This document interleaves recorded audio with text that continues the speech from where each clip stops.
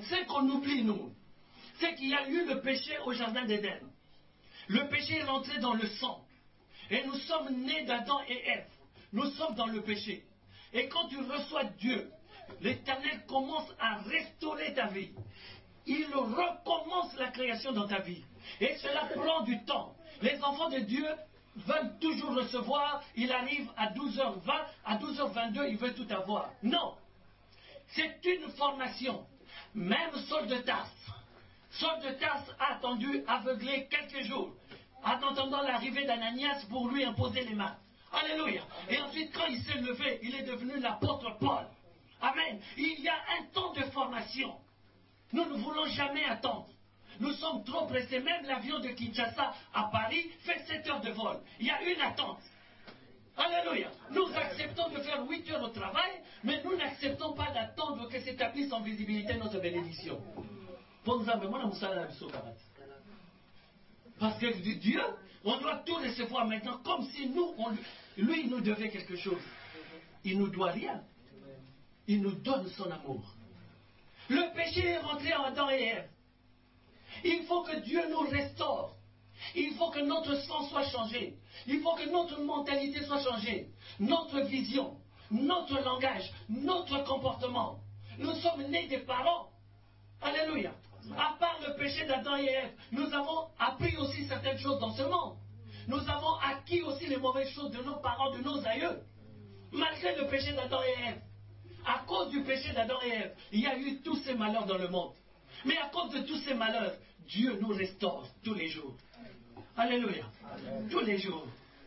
Il va guérir la fille de Jairus, ressusciter la fille de Jairus. Mais sur la route, la femme à la perte de sang, depuis 12 ans, l'arrête. Mais cela n'empêchera pas l'Éternel d'arriver à la fille de Jairus. Mais il doit travailler d'abord pour la femme à la perte de sang de 12 ans. Amen. Amen. Tu as appelé Dieu, il t'a entendu, il arrive. Mais sur la route, il doit s'occuper aussi de cet être, qui est aussi son enfant. Mais il ne t'abandonne jamais. Même si la fille de Jairus meurt, lui il dit, elle n'est pas morte, elle vit. Alléluia. Il n'a jamais sorti le négatif de sa bouche. Quand ils ont dit elle est morte, lui il a dit elle dort. Elle dort parce qu'il est la résurrection et il est la vie. Quand la vie arrive, la mort n'a plus de place. Alléluia. Amen. La mort n'a plus sa place quand la vie arrive. Amen. Amen.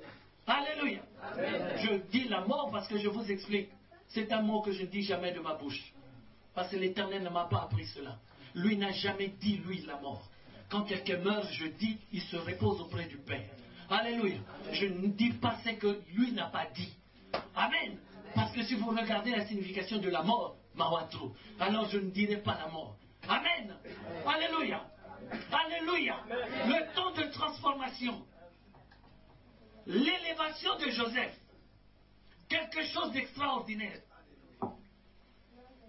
Quand tout le pays d'Égypte fut aussi affamé, le peuple cria à Pharaon pour avoir du pain. Pharaon dit à tous les Égyptiens, allez voir Joseph et faites ce qu'il vous dira. Et faites ce qu'il vous dira. Il y a des lecteurs de la Bible, c'est bien. Alléluia. Faites ce qu'il vous dira. Une grande révélation. Il est prophète dans un pays étranger. Non seulement il est gouverneur pour garder ce qu'il y a à manger, mais il est aussi prophète. Parce que le pharaon de ce pays, qui est un inculte, un homme souillé, il dit de lui, faites ce qu'il vous dira, que Dieu vous ouvre les oreilles. Ce type est un inculte, c'est un païen, mais il prophétise sur Joseph. Est-ce que vous comprenez cela? Dieu utilise un païen pour prophétiser sur Joseph. Faites tout ce qu'il vous, tout ce qu'il vous, tout ce qu'il vous, alléluia. Faites tout ce qu'il vous dira. Parce que cet homme a été élevé dans tous les domaines. Amen. Amen. C'est parce que j'ai parlé de Joseph hier que je termine avec Joseph aujourd'hui. Alléluia. Amen. Nous allons voir les noces de Cana.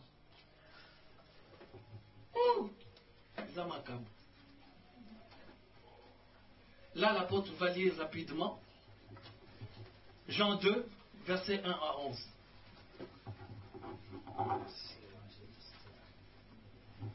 Nous lisons la parole de Dieu au nom de Jésus. Amen. La Bible déclare, 3 jours après, il y eut des noces à Cana, en Galilée. La mère de Jésus était là. Et Jésus fut aussi invité aux noces avec ses disciples. Le vin ayant manqué, la mère de Jésus lui dit, ils n'ont plus de vin. Jésus lui répondit, femme, qu'y a-t-il entre moi et toi? Mon heure n'est pas encore venue. Sa mère dit au serviteur, faites ce qu'il vous dira. Or, il y avait là 6 vases de pierre, destinés aux purifications des Juifs, et contenant chacun 2 ou 3 mesures. Jésus leur dit, remplissez d'eau ces vases, et ils les remplirent jusqu'au bord. Puisez maintenant, leur dit-il, et apportez-en à l'ordonnateur du repas. Et ils en apportèrent. Quand l'ordonnateur du repas y goûtait, l'eau changeait en vin, ne sachant d'où venait ce vin. Tandis que le serviteur qui avait puisé l'eau le savait bien, il appela l'époux et lui dit, tout homme sert d'abord les bons vins, puis les moins bons, après qu'on s'est enivré, toi tu as gardé les bons vins jusqu'à présent. Telle fut à Cana, en Galilée, le premier des miracles que fit Jésus. Il manifesta sa gloire et ses disciples crurent en lui. Amen. Applaudissons le roi des rois. 3 jours après, nous sommes dans le Nouveau Testament. Alléluia. Nous avons parlé de l'arche de l'Éternel selon l'Ancien Testament. Amen. Tout à l'heure, on expliquera dans le Nouveau Testament, l'arche de l'Alliance. 3 jours à... 3 jours à... Pourquoi pas 2 jours? Pourquoi pas 4 jours? Pourquoi pas 1 jour? La parole commence par 3 jours après. Pourquoi n'ont-ils pas commencé par il descendit à Cana, patati patata, dans la fête? Non. On dit 3 jours après. Il eut des noces en Galilée. Il eut des noces à Cana en Galilée. 3 jours après. 3 jours après. Vous avez bien écouté ce qu'il a lu. 3 jours après. Et le titre c'est quoi? Le premier miracle. La manifestation de la gloire de Dieu sur la terre. Et le verset 11 nous dit, tel fut à Cana en Galilée le premier des miracles que fit Jésus. Il manifesta sa gloire et ses disciples crurent en lui. Ses disciples crurent en lui. Il manifeste sa gloire. Le Père, le Fils, le Saint-Esprit s'accomplit en lui. 3 jours après. 3 jours après. Oh Seigneur Jésus, 3 jours après, la parole s'est faite chair et elle est descendue chez les siens, mais les siens ne l'ont pas reçue. À tous ceux qui l'ont reçue, cette parole qui est Dieu lui-même, qui est la lumière, a donné le pouvoir de devenir enfant de Dieu. Cette parole qui s'est faite chair, c'est Dieu lui-même. Et on nous dit 3 jours après. 3 jours après, le premier miracle. Oh Seigneur, ouvre-leur les oreilles. 3 jours après, s'accomplit en Jésus-Christ ce que nous avons vu dans l'Ancien Testament. L'arche de l'Alliance, la parole, la révélation de la parole. Et le miracle s'accomplit en Jésus-Christ de Nazareth. Alléluia. Il y avait 6 vases.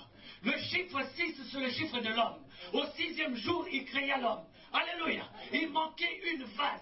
Il manquait le 7e vase. Mais on ne nous parle pas du 7e vase. On dit qu'il y avait 6 vases. Je vais vous dire quelque chose. Allez chez vous aujourd'hui. Mettez de la saleté dans un verre. Ouvrez l'eau. L'eau va rentrer dans le verre. Et quand cela va déborder, la saleté qui est dedans va sortir. Alléluia. Ça va sortir. C'est pour cela qu'il dit, remplissez ces vases jusqu'au bord.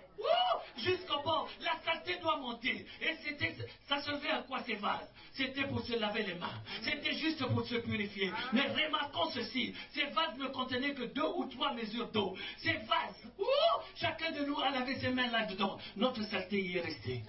J'ai lavé mes mains dans la saleté de l'apôtre.